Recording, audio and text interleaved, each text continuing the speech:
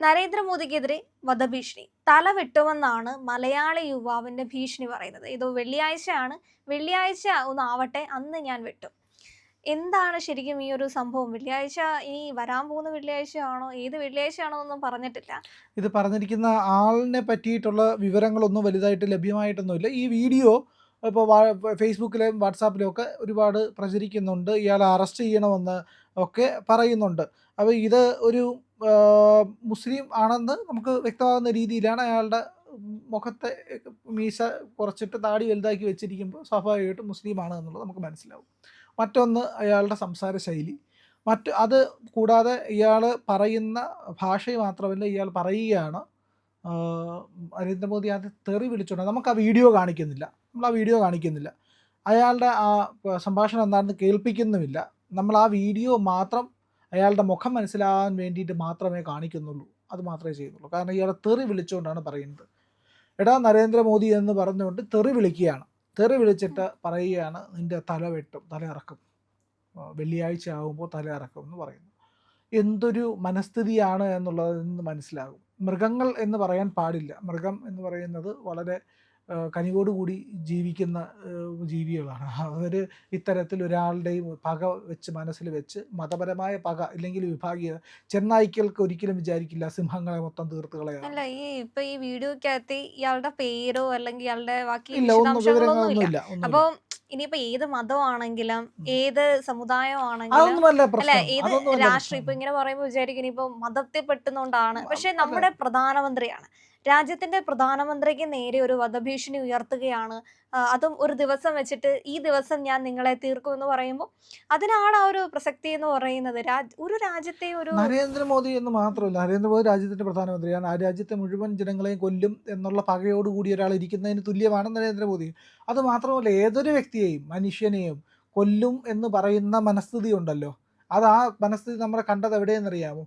ഈ പറയുന്ന തിരഞ്ഞെടുപ്പ് ജയിച്ചപ്പോൾ ഒരു ആടിൻ്റെ തല അറുത്ത് കെട്ടിത്തൂക്കി കമ്പിൽ കെട്ടിത്തൂക്കി കൊണ്ടുകിടന്ന് വിജയാഘോഷം നടത്തിയ മലപ്പുറത്തെ ഒരു സംഭവം ഉണ്ടായത് ഓർമ്മയുണ്ടോ?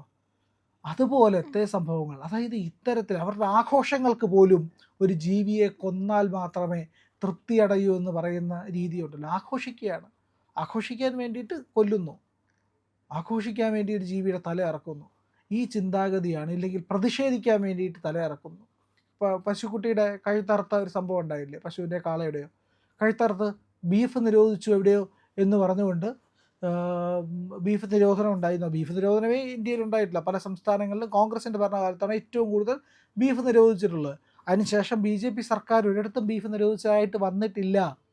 ആ നിയമങ്ങൾ എവിടെയെങ്കിലുമൊക്കെ കർശനമാക്കിയിട്ടുണ്ടായിരിക്കും. അത് പണ്ട് നിരോധിച്ച നിയമങ്ങൾ കൂടുതൽ കാർക്കശ്യത്തോടെ നടപ്പിലാക്കിയിട്ടുണ്ടായിരിക്കും. കാരണം കൂട്ടമായിട്ട് ഗോവധം നടത്തുന്നതിന് എതിർത്തിട്ടുണ്ടായിരിക്കും. അല്ലാത്ത ജീവികളെല്ലാം കഴിക്കാം. നിങ്ങൾ ഉത്തരേന്ത്യ അന്വേഷിച്ചാൽ അറിയാം, അവിടെ ബീഫ് എന്ന് പറയുന്നത് പോത്തിനെയാണ്. പോത്തും എരുമയൊക്കെ അറുത്ത് കഴിക്കാറുണ്ട് ആൾക്കാർ. ഏതായാലും അവിടെ നിൽക്കട്ടെ, അതല്ല വിഷയം.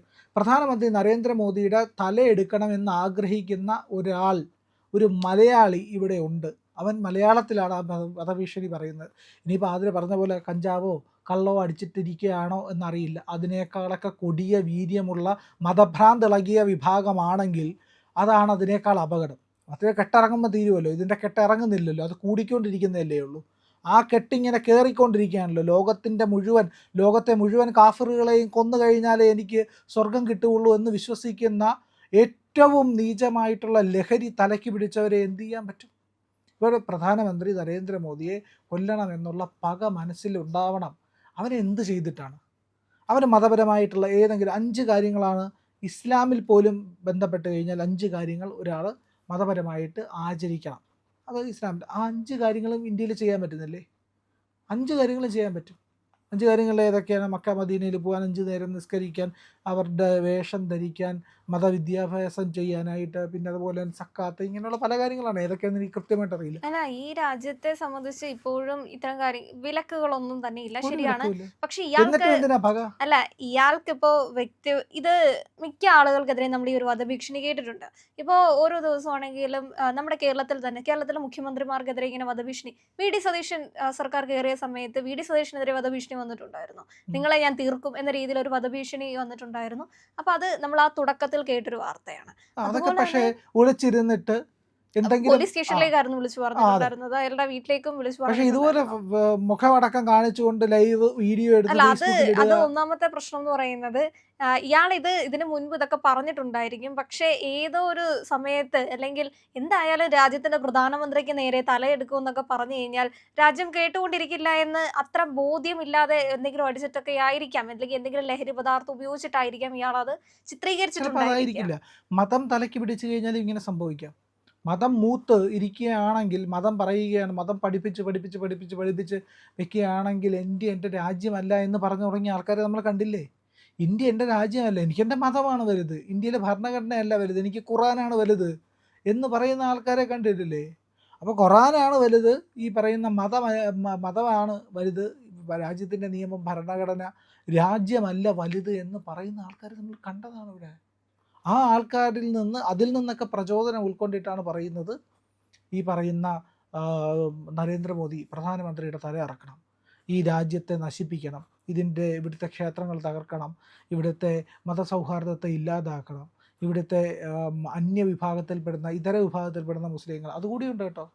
മുസ്ലിങ്ങൾ മാത്രമല്ല, സൂഫികളെ മാത്രമല്ല, സുന്നികളെ ഷിയകളെ മാത്രമല്ല, ഈ അഹമ്മദീയർ തുടങ്ങി എത്ര വിഭാഗങ്ങളാണുള്ളത്, അവരെ എല്ലാവരും ഇല്ലാതാക്കണം.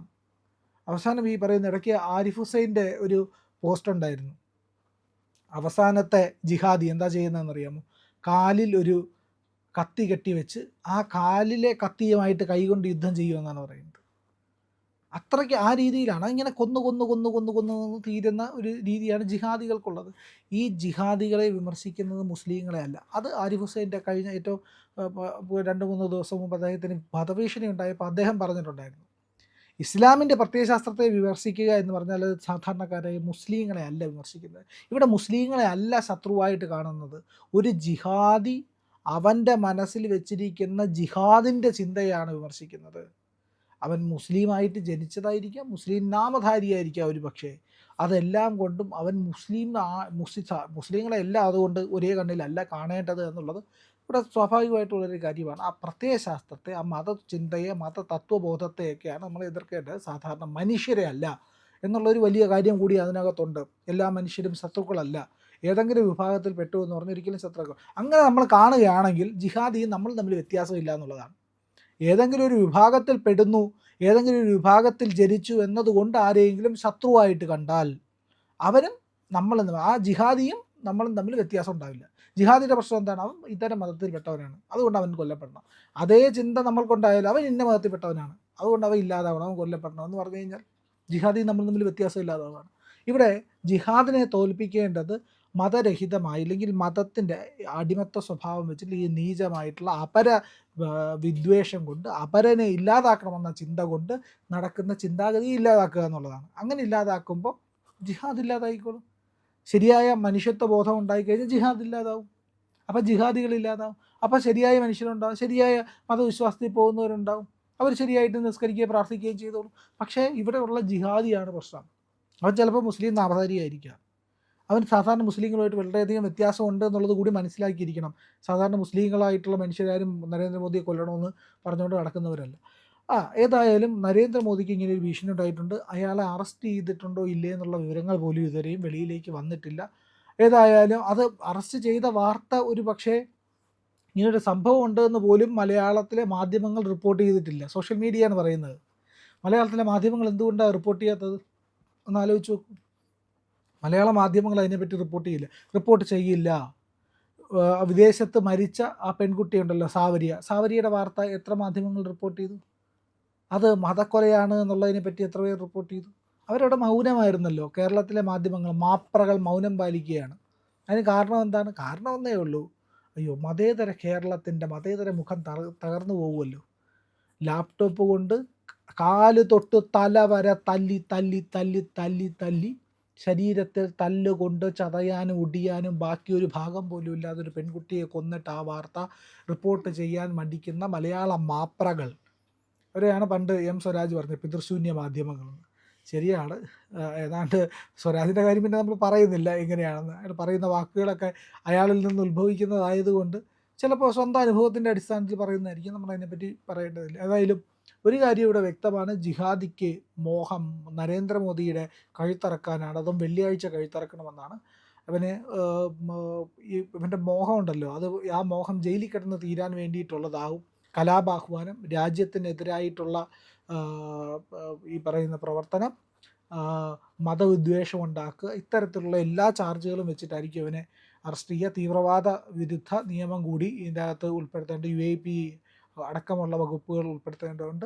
അപ്പോൾ NIA ആയിരിക്കും മിക്കവാറും കേസ് അന്വേഷിക്കുക. ഇവൻ അധികകാലം മലയാളം പറഞ്ഞ് വെളിയിലുണ്ടാവില്ല. ഇനി കേരളത്തിലല്ല വിദേശത്തിരുന്നായാൽ പോലും ഡീപ്പോർട്ട് ചെയ്ത് അറസ്റ്റ് ചെയ്യാനുള്ള എല്ലാ സംവിധാനങ്ങളും ഇന്ന് എല്ലാ രാജ്യങ്ങളുമായിട്ട് ഇന്ത്യക്കുണ്ട്. ഈ ജിഹാദിയുടെ കാര്യം ഉടനെ തീരുമാനമാകും. പ്രിയമുള്ളവരെ, നമ്മുടെ ചാനൽ ഒരുപാട് പേർ കാണുന്നുണ്ട്.